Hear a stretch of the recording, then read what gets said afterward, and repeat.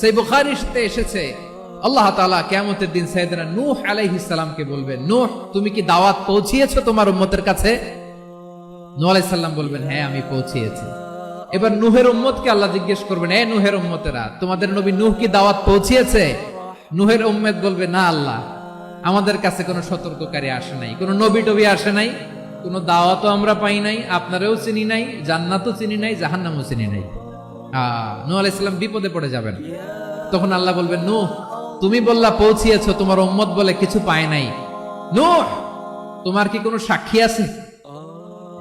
তোমার কথা আর তোমার উম্মতের কথা তো মিলে না। তুমি বললা তুমি আমার নির্দেশনা দাওয়াত পৌঁছে দিয়েছো, কিন্তু তোমার উম্মত বলে পায় নাই। নূহ তোমার পক্ষে কোনো সাক্ষী আছে? নূহ আলাইহিস সালাম বলবেন, আছে। কে? উম্মতে মুহাম্মাদী। তখন আমরা বলবো, আল্লাহ নবী নূহ আলাইহিস সালাম তিনি আপনি যা যা বলেছেন ঠিক তা তার উম্মতের কাছে পৌঁছে দিয়েছে। এবার নূহের উম্মতের সাথে আমাদের ঝগড়া লাগবে। তারা বলবে, তোমরা আসছো আমাদের হাজার হাজার বছর পরে, তোমরা কি করে জানলা? তোমাদের সাক্ষী ধর্তব্য হবে না? আমরা তখন বলবো, আমাদের কোরআনে তোমাদের নবীর নামে আল্লাহ তাআলা একটা সূরা নাজিল করেছেন, সূরাতে নূহ। আওয়াজ করে পড়েন আল্লাহু আকবার। আমরা বলবো, আমাদের কোরআনে তোমাদের নবীর কথা আল্লাহ আমাদেরকে জানিয়েছেন, দিন রাত এক করে তোমাদের কাছে তিনি দাওয়াত পৌঁছেছেন। তোমরা কানের মধ্যে হাত দিয়ে রাখতা, চেহারাটা কাপড় দিয়ে ঢেকে রাখতা, আল্লাহর নবী নূহকে পিটিয়ে ছালা দিয়ে পেঁচিয়ে তোমরা পাহাড়ে তুলে রেখে আসতা, সব আমরা জানি। আমরা যখন বলবো এই কথা, নূহের উম্মত চুপসে যাবে। তখন আমরা সত্য বলেছি কিনা এটা আল্লাহ তাআলা জানতে চাইবে বিশ্বনবীর কাছে। তখন বিশ্বনবী আমাদের পক্ষে সাক্ষী দিবেন। আওয়াজ করে বলেন আল্লাহু আকবার। এজন্য আল্লাহ বলেন, নবী আপনি হচ্ছেন সাক্ষ্যদাতা, সব নবীদের উপর আপনি হবেন সাক্ষী, আবার আপনার উম্মতের সাক্ষীর উপর আপনি হবেন সাক্ষী। তার মানে নবী গো, কিয়ামতের কঠিন ময়দানে আপনি হবেন রাজ সাক্ষী। বিশ্বনবী কি সাক্ষী? আওয়াজ করে বলেন, রাজ সাক্ষী, সব সাক্ষীর বড় সাক্ষী। এজন্য বিশ্বনবীকে আল্লাহ তাআলা প্রথম যে বৈশিষ্ট্যটা দিয়েছেন সেটা হচ্ছেন শাহিদ। তিনি সাক্ষ্যদাতা, witness for all messenger of God and for all of us. সুবহানাল্লাহ পড়েন। তাহলে এক নাম্বার বৈশিষ্ট্য বুঝতে পেরেছেন? বুঝতে পেরেছেন সবাই? মাশাআল্লাহ। আমার দিকে তাকান। তাহলে আল্লাহ তাআলা বিশ্বনবীর 5টি বৈশিষ্ট্যের কথা বলেছেন। একটি বৈশিষ্ট্যের ব্যাপারে আমরা জানলাম, তিনি হচ্ছেন শাহিদ, সাক্ষ্যদাতা, সবার উপরে সাক্ষ্যদাতা। 2 নাম্বার বৈশিষ্ট্য হচ্ছে মুবাশশিরা, তিনি সুসংবাদদাতা। আওয়াজ করে আমার সাথে বলো, মুবাশশিরা মানে সুসংবাদদাতা। তিনি আল্লাহর রহমতের সুসংবাদ দেন, তিনি জান্নাতের সুসংবাদ দেন। এই উম্মতের মধ্য থেকে যারা গাফেল, যারা অবাধ্য, যারা সীমালঙ্ঘনকারী, তাদেরকে বিশ্বনবী আল্লাহর রহমতের সুসংবাদ দেন। তিনি বুঝান আল্লাহর দরবার 24/7, 24 ঘন্টা খোলা। আপনি যত বড় পাপী হন, আপনি যতই অন্যায় করেন না কেন, আল্লাহর রহমতের দরিয়া, আল্লাহর রহমতের দরজা আপনার জন্য খোলা আছে না নেই? জায়নামাজটা বিছিয়ে দেন, চোখের পানি ছেড়ে দেন, 2 রাকাত নামাজ পড়ে সেজদায় লুটিয়ে পড়ে কাঁদেন। যত গুনাহ আপনার হোক না কেন, আপনার গুনাহ মাফ করে কবুল করে নিবে কে? মুবাশশিরাম বিরহমাতিল্লাহ। বিশ্বনবী তিনি সুসংবাদদাতা, বেয়ারার অফ গ্ল্যাড টাইডিংস, সুসংবাদ দেন। পাপী, অবাধ্য, সীমালঙ্ঘনকারীদেরকে তিনি আল্লাহর রহমতের সুসংবাদ দেন। আল্লাহর রহমত থেকে মুখ ফিরিয়ে নিও না। তিনি যে কত দয়ালু, তিনি যে তোমারে কত ভালোবাসে তুমি জানোই না। আমি আমাকে যত বেশি ভালোবাসি, তার চেয়েও আমাকে বেশি ভালোবাসে কে? সবাই বলে নাই, বুঝতে পারে নাই বোধহয়। আমি আমাকে যত বেশি ভালোবাসি, তার চেয়েও আমাকে বেশি ভালোবাসে কে? আমার মাতা পিতা আমাকে যত ভালোবাসে, তার চেয়েও আমাকে বেশি ভালোবাসে কে? আমার প্রিয়তমা স্ত্রী আমাকে যত বেশি ভালোবাসে, তার চেয়েও আমাকে বেশি ভালোবাসে কে? মুবাশশিরাম বিরহমাতিল্লাহ। তিনি আল্লাহর রহমতের সুসংবাদ দেন।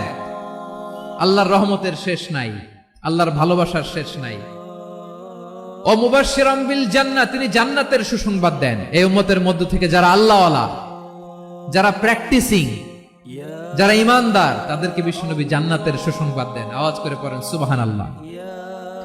এজন্য রব্বুল আলামিন বিশ্বনবীর পরিচয় অন্য আয়াতে এভাবে তুলে ধরেন, ওয়ামা আরসালনাকা ইল্লা কাফাতান লিন্নাসি বাশীরাও ওয়া নাযীরা। নবী হে, আমি গোটা জগৎবাসীর জন্য আপনাকে সুসংবাদদাতা এবং সতর্ককারী করে জমিনে প্রেরণ করেছি। মুবাশশিরাম বিল জান্নাহ, তিনি জান্নাতের সুসংবাদ দেন, তিনি আশা জাগান। নবীর কথা শুনলে মানুষ বুকে আশা ফিরে পায়। আমার নবী কাউকে হতাশ করেন না। হতাশা বিশ্বনবীর ডিকশনারিতে নাই। তিনি মানুষকে আশাবাদী করে তোলেন। বিশ্বনবীর কথা শুনলে মানুষের হৃদয় নরম হয়, তারা আশা ফিরে পায়। বিশ্বনবীর মুখ নিঃসৃত পবিত্র প্রতিটি কথাই আশা জাগানিয়া। সুবহানাল্লাহ পড়েন। আপনি প্রিয় নবীর মুখ নিঃসৃত বাণীগুলো পড়েন, কথামালাগুলো শোনেন, দেখবেন আশা পাবেন, বুকে আশা পাবেন, ভালোবাসা পাবেন। কারণ তিনি এমন সত্তা, এমন পার্সোনালিটি, তার কথা শুনলে হৃদয় নরম হয়ে যায়। মনে হয় হৃদয় খুলে তারে দিয়ে দেই, সব কথা যেন তারে বলা যায়। আওয়াজ করে বলেন ঠিক কিনা? সে কোন বন্ধু বলো বেশি বিশ্বস্ত, সে কোন বন্ধু বলো বেশি বিশ্বস্ত, কার কাছে মন খুলে দেয়া যায়, কার কাছে সব কথা বলা যায়, হওয়া যায় বেশি আশ্বস্ত। তার নাম আহমদ, বড় বিশ্বস্ত। সে কোন বন্ধু বলো বেশি বিশ্বস্ত, কার কাছে মন খুলে দেয়া যায়, কার কাছে সব কথা বলা যায়, হওয়া যায় বেশি আশ্বস্ত। তার নাম আহমদ, বেশি বিশ্বস্ত।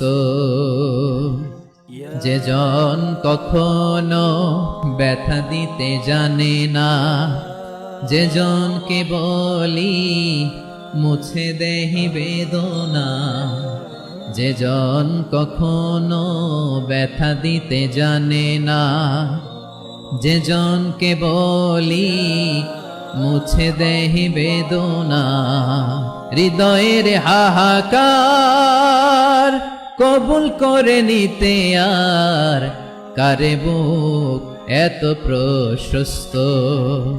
তার নাম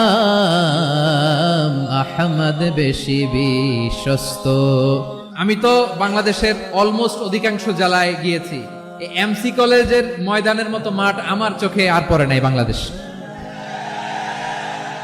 এত বড় ময়দান, এই পুরো ময়দানে লাইটিং করে ওনারা ব্যবস্থাপনা করেছেন, এলইডি স্ক্রিন দিয়েছেন যাতে করে দূর দূরান্ত থেকে দেখা যায়। এখন আমাকে সবাই যদি কাছে থেকে দেখতে চাও, কাছে থেকে দেখে দেখে লক্ষ লক্ষ মানুষ, 5 লাখ 10 লাখ লোক কি কাছে বসে দেখতে পারবে? তো এতটুকু স্যাক্রিফাইস তো করতে হবে তোমাদের। প্রিয় ভাইয়েরা, বিশ্বনবী তিনি মানুষের হৃদয়ে আশা জাগান। আমরা মানুষকে ভয় দেখাই, ঠিক কিনা?